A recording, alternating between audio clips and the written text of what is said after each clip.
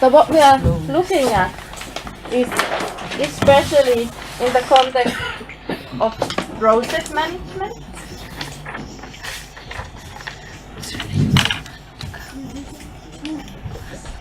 But here we don't kind of think that we have the aim established here, and then we have the path with step 1, step 2, and then we get to the goal. But like I think we all know who've been managing projects that it doesn't never go like this. But it just goes in circles, it takes different routes, might go backwards and then come back. And hopefully we end up with somewhat the same thing that we aimed at once we have established the goal. It doesn't mean that we don't need to kind of plan and think, but it means that we always need to be able to adapt and kind of recheck in between that where are we and are we going to the right direction, and should we adjust our goals or ways of doing things that we established at the beginning. And if you want to look more into this kind of discussion about project management, there is Vipu Oxman, who is actually a producer of art events, and also did his PhD in Aalto University on project management. I think it was this year. So his PhD is about this kind of that you tend to plan your project in a very logical, linear way. But in practice, you have to face this kind of reality of going backwards and here and there, and adaptation changes. So if you're more interested in the topic, you can look at his work. But how I plan to look at this is based on my own experiences and on my own research that I've been doing in this context, that I selected also a couple of perspectives. So I selected one perspective where I concentrate on the artists, one where the target group, which in that case was especially artists, is reflected on, and then finally I'll share these kind of experiences from one art project that I managed in Aalto. So first we discuss about artists and interaction, and this I will discuss in the context of a specific program, which is the New Patrons in Art, which actually is organized so that anybody can become a patron of art. So this can be an individual, a city, a neighborhood, group of people, whatever. And then group of people. Then they contact the Fondation de France, which funds part of it. And they give you a mediator who is expert in this process and who is expert in contemporary art. And the mediator then, first you kind of specify a challenge you want to be solved by means of art. And then you approach the Fondation and they give you a mediator who then discusses with you that what is actually the challenge and how do you define it and things like that. And then she finds an artist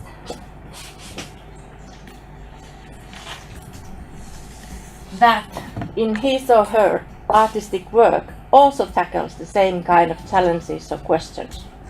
So they never kind of think that for local people you have to have a local artist. No, they always want to have an artist that reflects in his or her art the same challenge that the people want to be solved by art.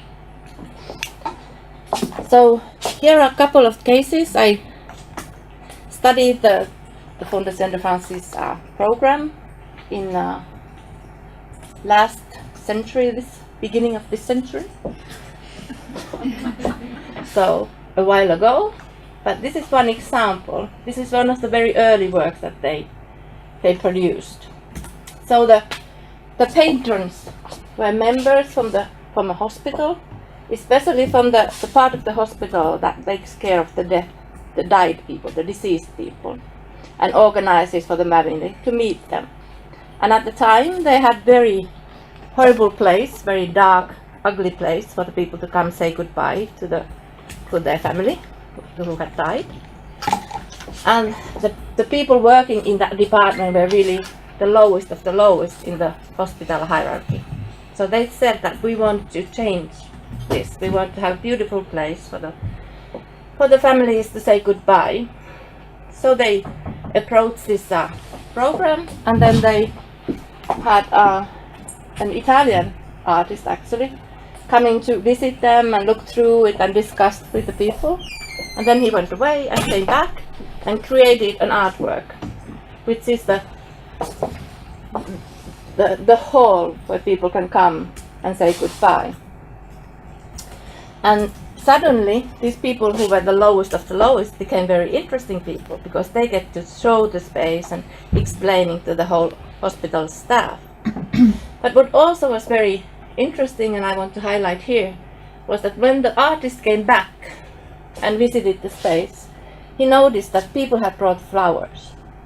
People wanted to leave flowers for their family. And there was this question like, okay, his artwork didn't include anything for the flowers. Were the flowers a disturbance for the artistic quality or the aesthetic quality for the experience? Or how should the artist react? But the mediators kind of explained that this is the tradition, and maybe you should kind of reflect how to engage into this habit. And then he created the places, these kind of huge vases or pots where you can actually put the flowers. So actually in this case, the artist modified his work based on the reaction of the people, of the people using the artwork. Then I have another similar type of example, and here it was a small local city that wanted to kind of build up their identity, build up their visibility, and then they engaged in this and said that we want to be seen and we want something interesting to happen in the city.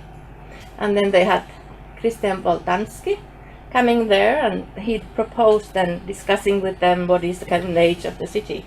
And he in his work had used a lot of skeletons and these kind of things. And then he proposed first that these kind of little figures that are kind of like shadow makers, which are then kind of projected to a big wall in the city square, should be skeletons on skulls and things like that. And the people were saying, no, that's horrible, we don't want that. And this artist was like, what? Because an artist is usually very used to being the boss. I am the king in my world, I am the king in my artwork. But in this program, when the artist engages into it, he has to agree to talk with the people, to actually interact with them. He can't just come and say, this is it. But he has to agree to talk with them and agree to put his work into this kind of interactive, co-creational phase as well. So he modified it. And this is the question I want you now to reflect in the context of your cases. When is the time that as a manager you can say to the artist that no, you have to take into consideration the target group. You have to take into consideration their wishes. And when is the time that it's not so necessary, when the artist can be the king?